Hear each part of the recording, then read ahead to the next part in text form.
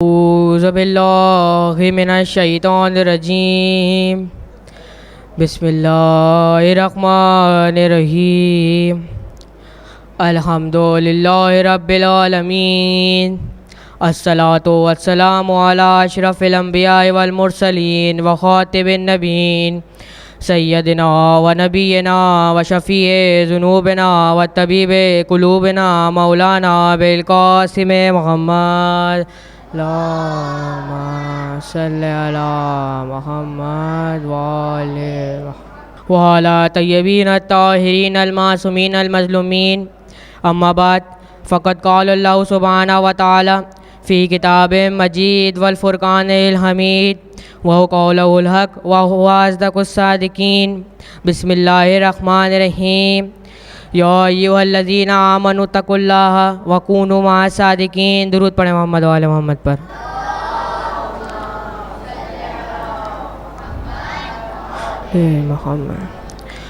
عزیزان گرامی قدر، جس آیت مبارکہ کی تلاوت کا شرف میں نے آپ لوگوں کے سامنے حاصل کیا، یہ آیت قرآن مجید کی 9ویں سورت سورہ توبہ، جسے سورہ برات بھی کہتے ہیں، اس کی آیت نمبر 119 ہے کہ جس میں پروردگار ارشاد فرما رہا ہے، اے ایمان والوں تقوی اختیار کرو اور صادقین کے ساتھ ہو جاؤ۔ اے ایمان والوں تقوی اختیار کرو اور سچوں کے ساتھ ہو جاؤ۔ یعنی اگر کوئی شخص مسلمان ہے، کسی نے کوئی ایمان لے آیا ہے یا وہ ایمان والا ہے، تو ضروری ہے کہ تقوی اختیار کرے اور سچوں کے ساتھ ہو جائے۔ یعنی اگر ہم مسلمان ہیں، ہم ایمان والے ہیں، تو ہم پہ فرض ہے کہ ہم تقوی اختیار کریں اور صادقین کے ساتھ ہو جائیں۔ اگر ہم اس آیت کو 2 پہلوؤں میں سمجھتے ہیں کہ جس میں پہلے پہلو میں پروردگار ارشاد فرما رہا ہے کہ اے ایمان والوں تقوی اختیار کرو، تو تقوی سے کیا مراد ہے؟ کیا اگر کوئی شخص نماز پڑھ رہا ہے اور باقی عبادات انجام نہیں دے رہا تو کیا یہ تقوی کر رہا ہے؟ نہیں۔ کیا کوئی شخص تمام عبادات انجام دے رہا ہے، تمام عبادات ادا کر رہا ہے، لیکن پڑوسیوں کے حقوق نہیں جانتا، پڑوسیوں سے بدتمیزی کرتا ہے، رشتہ داروں سے بدتمیزی کرتا ہے، تو کیا یہ تقوی ہے؟ نہیں، بلکہ تقوی سے مراد شریعت کی نگاہ میں اس طرح ہے کہ جیسے کوئی شخص ایک پگڈنڈی سے گزرتا ہے۔ پگڈنڈی اسے کہتے ہیں جو ایک کھیت سے دوسرے کھیت جانے کے لیے راستہ استعمال ہوتا ہے، اسے پگڈنڈی کہا جاتا ہے۔ تو شریعت کی نگاہ میں تقوی اختیار کرنے سے مراد ایسے ہے کہ جب کوئی شخص ایک پگڈنڈی سے گزرتا ہے تو اپنے دامن کو سمیٹ لیتا ہے کہ کہیں ایسا نہ ہو کہ جو کھیت کی جھاڑیاں ہیں، کھیت کے کانٹے ہیں یا کھیت کے جو کیڑے ہیں وہ اس کے کپڑوں پہ لگ جائیں، اور آہستہ آہستہ وہ کھیت پار کرتا ہے کہ کہیں ایسا نہ ہو کہ جلدی میں اس کا پیر پھسلے اور کھیت کی کیچڑ میں چلا جائے۔ بس شریعت کہتی ہے یہی تقوی ہے، انسان اپنی زندگی اس طرح گزارے، اس طرح گناہوں سے بچ کے گزارے کہ جس طرح ایک شخص پگڈنڈی سے گزرتے ہوئے اپنے دامن کو بچاتا ہے۔ یعنی کوئی شخص نیکیاں کرتا ہوا اپنے دامن کو بچاتا ہوا دنیا سے چلا جائے، اسے تقوی کہتے ہیں۔ درود پڑھیں محمد و آل محمد پر۔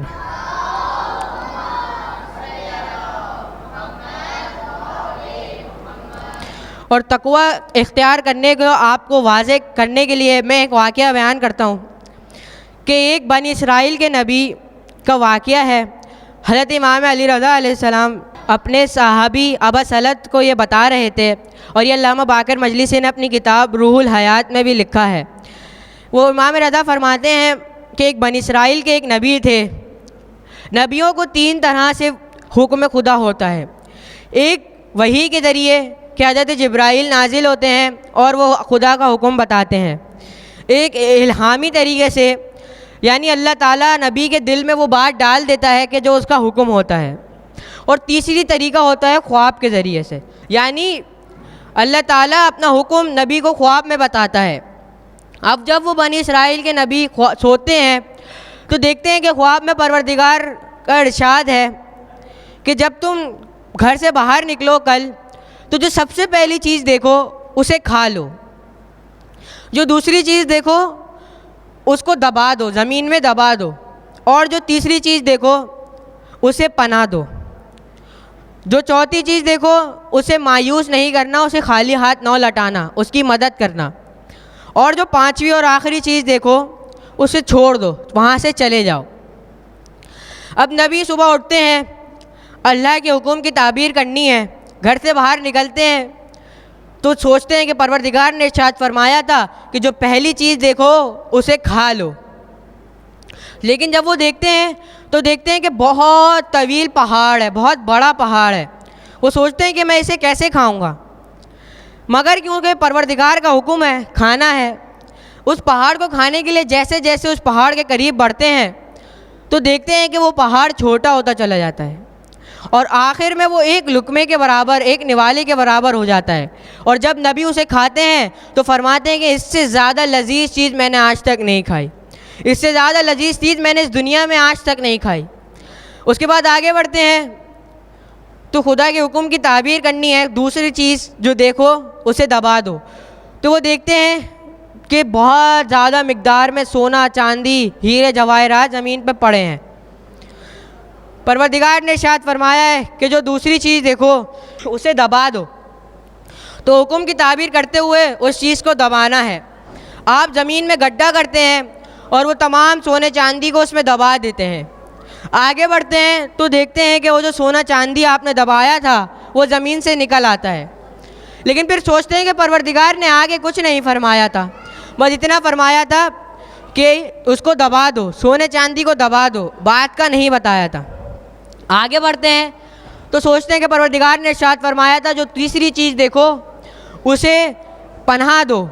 تو دیکھتے ہیں کہ ایک چھوٹے پرندے کے پیچھے ایک باز لگا ہوا ہے. باز ایک بڑا پرندہ اس کا شکار کر رہا ہے. تو وہ چھوٹا پرندہ نبی کے پاس آتا ہے اور فرماتا ہے یا نبی یہ پرندہ باز میرے پیچھے پڑا ہے، میری مدد کیجیے. تو وہ نبی اس چھوٹے پرندے کو اپنے آستین میں چھپا لیتے ہیں. اب دیکھتے ہیں کہ وہ باز جو چھوٹے پرندے کے پیچھے لگا ہوا تھا وہ باز نبی کے پاس آ جاتا ہے اور فرماتا ہے کہ اے نبی اتنی مشکلوں سے پورے دن سے کچھ نہیں کھایا تھا، اتنے مشکلوں سے ایک شکار ہوا اور اس کو بھی آپ نے اپنے پاس پناہ دے دی، اب میں کیا کروں. حکم خدا تھا کہ جو چوتھی چیز دیکھو اسے مدد کرنا، اسے خالی ہاتھ نہ لوٹانا. تو نبی خدا ہیں، پروردگار کا حکم بھی پورا کرنا ہے.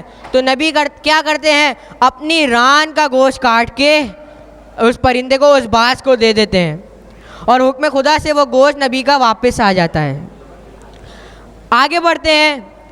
آخری چیز جو پروردگار نے ارشاد فرمائی تھی کہ جو آخری چیز دیکھو اسے چھوڑ دو، وہاں سے چلے جاؤ. اب یہ آخری چیز دیکھتے ہیں کہ ایک گوشت ہے، بدبودار گوشت ہے جس پہ کیڑے لگے ہوئے ہیں، بدبو آ رہی ہے، بہت گندا سا وہ گوشت کا ٹکڑا ہے، سارے جانور لگے ہوئے ہیں. آپ کو یاد آتا ہے کہ اسے چھوڑنا ہے تو آپ اس کو چھوڑ کے چلے جاتے ہیں. دن گزرتا ہے، نبی واپس گھر میں آتے ہیں، سوتے ہیں تو واپس خواب میں حکم خدا اللہ تعالیٰ کا ارشاد ہوتا ہے کہ نبی تم سے خدا خوش ہوا، تم نے اللہ تعالیٰ کا حکم پورا کیا. اس کا مطلب جانو کہ اس کا وجہ کیا تھی اس چیز کی. جو تم نے پہلی چیز کھائی وہ تھا غصہ، جو دیکھنے میں بہت بڑا لگتا ہے لیکن اگر انسان اسے پی جائے تو اس سے زیادہ لذیذ چیز اس نے دنیا میں نہیں دیکھی ہوگی. جو دوسری چیز تم نے دیکھی اور اس کو زمین میں دبا دیا وہ ہیں تمہاری نیکیاں، یعنی اپنی نیکیاں کرو اور چھپا دو.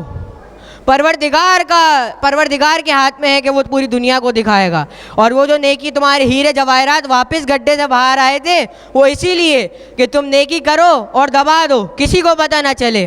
خدا کا کام ہے کہ وہ دنیا کے سامنے تمہاری نیکیاں دکھائے گا. جو تیسری چیز تم نے دیکھی جس کو تم نے پناہ دی وہ ہے مظلوم، کہ اگر کوئی مظلوم تم سے پناہ مانگے تو اسے پناہ دو، اسے منع نہیں کرو. اور تم نے وہی کرا، اس مظلوم کو پناہ دی. جو چوتھی چیز تم نے دیکھی اس باز کی، جو تم نے وصیت پوری کری، اس کی حاجت جو پوری کری وہ حاجت مند ہے. یعنی اگر کوئی حاجت مند تمہارے پاس اپنی حاجت لے کر آتا ہے تو اسے منع نہیں کرو بلکہ اس کی حاجت کو پورا کرو، اور تم نے وہی کیا. اور جو پانچویں اور آخری چیز تم نے دیکھی اور اسے چھوڑ دیا وہ جو گوشت تھا وہ ہے غیبت. غیبت میں نہیں بیٹھو، جہاں غیبت ہو وہاں سے اٹھ کے چلے جاؤ. تو تم نے خواب کی پوری تعبیر کی ہے. درود پڑھیں محمد و آل محمد پر.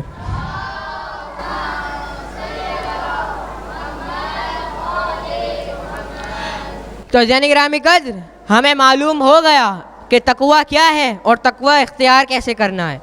اب اگر اس آیت کی دوسرے پہلو کو سمجھتے ہیں، اس میں پروردگار ارشاد فرما رہا ہے اور صادقین کے ساتھ ہو جاؤ اور سچوں کے ساتھ ہو جاؤ. یعنی پروردگار یہ نہیں فرما رہا کہ سچے ہو جاؤ، یہ نہیں فرما رہا کہ سچوں کے ساتھ سچے صادق ہو جاؤ، بلکہ فرما رہا ہے سچوں کے ساتھ ہو جاؤ. وہ کیوں؟ کیونکہ اگر پروردگار ارشاد فرماتا کہ سچے ہو جاؤ تو ہر شخص کہتا کہ میں سچا ہوں. کیا کوئی شخص یہ کہے گا کہ میں جھوٹا ہوں؟ نہیں، ہر شخص یہی بولے گا کہ میں سچا ہوں.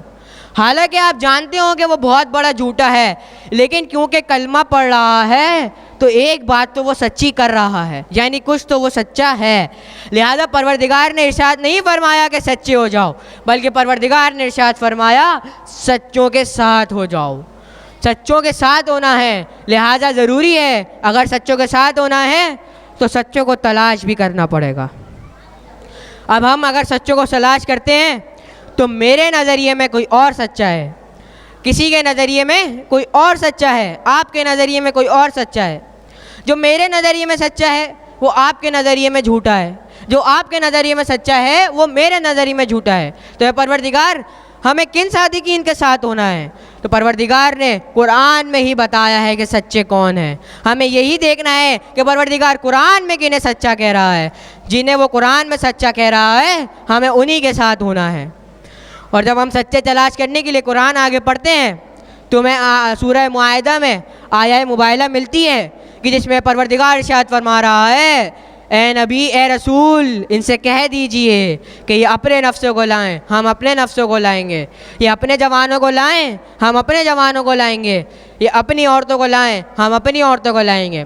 اور مل کر بد دعا کریں گے، اور جو جھوٹا ہوگا اس پہ خدا کی لعنت ہوگی.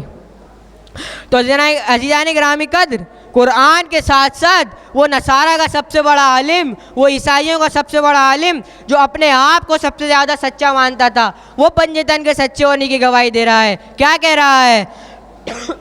کہہ رہا ہے کہ آج میں ایسے سچے چہرے دیکھ رہا ہوں کہ اگر یہ پہاڑ کو اشارہ کر دیں تو پہاڑ اپنی جگہ سے ہل جائے. ان سے مباہلہ نہ کرنا. اگر انہوں نے ایک دفعہ مباہلہ تم لوگوں نے کر لیا تو قیامت تک ایک عیسائی اس زمین پہ پیدا نہیں ہوگا.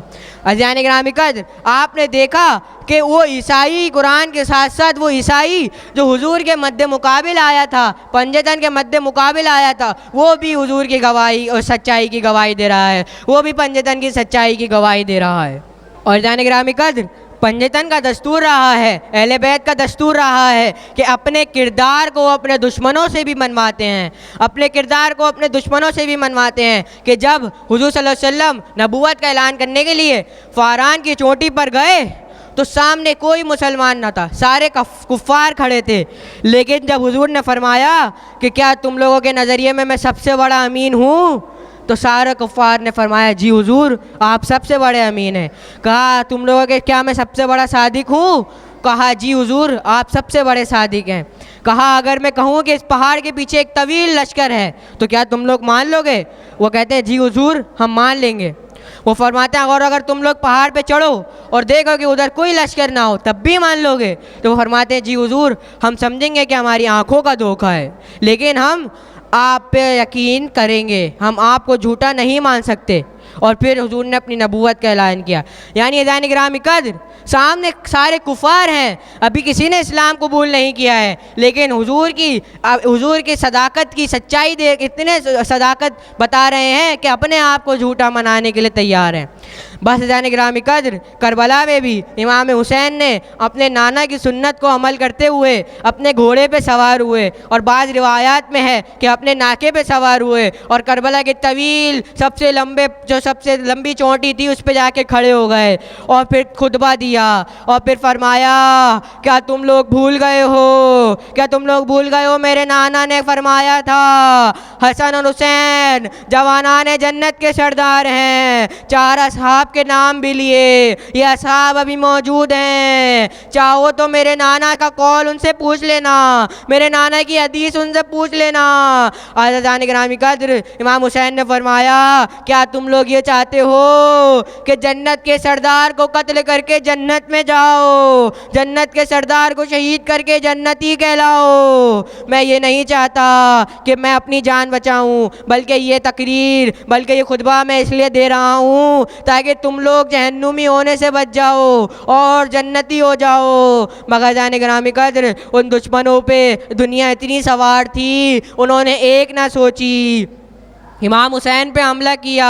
عزیزان گرامی قدر, میرے مولا کی جنگ دیکھو, 3 دن کے بھوکے پیاسے کی جنگ دیکھو, 3 حملے کیے, 3 بڑے بڑے حملے کیے, فوج اشکیا بکھر گئی, سب ادھر سے ادھر جانے لگے. عزیزان گرامی قدر, عمر سعد آواز بلند کرتا ہے, یہ حسین ابن علی ہے, یہ شیر خدا کا لال ہے, چاروں طرف سے حملے کرو. عزیزان گرامی قدر, چاروں طرف سے حملے ہوئے, کہیں سے تیر, کہیں سے تلوار, کہیں سے گرم گرم مٹی کربلا کی. میرے مولا سے زمین پر سنبھلا نہ گیا, میرے مولا جی سے زمین پر آئے. انا للہ و انا الیہ راجعون. کیا پوچھتے ہو اہل عزا ہے, کیا کروں بیان میں ظاہر حسین ہوں اور ایک ناغہ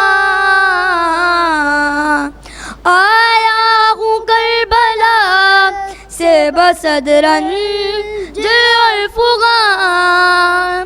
کوئی کرے سوال یہ آنسو ہے کیوں رواں,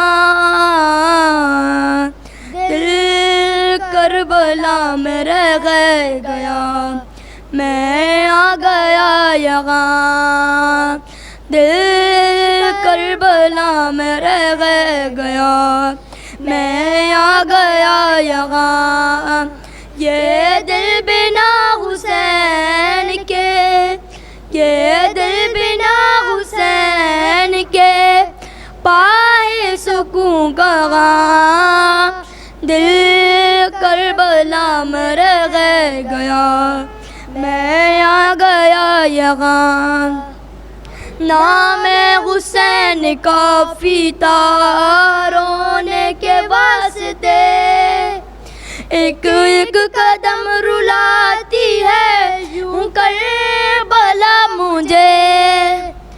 پہلے میں خیمہ گائے حسینی پہ رک گیا, پہلے میں خیمہ گائے حسینی پہ رک گیا.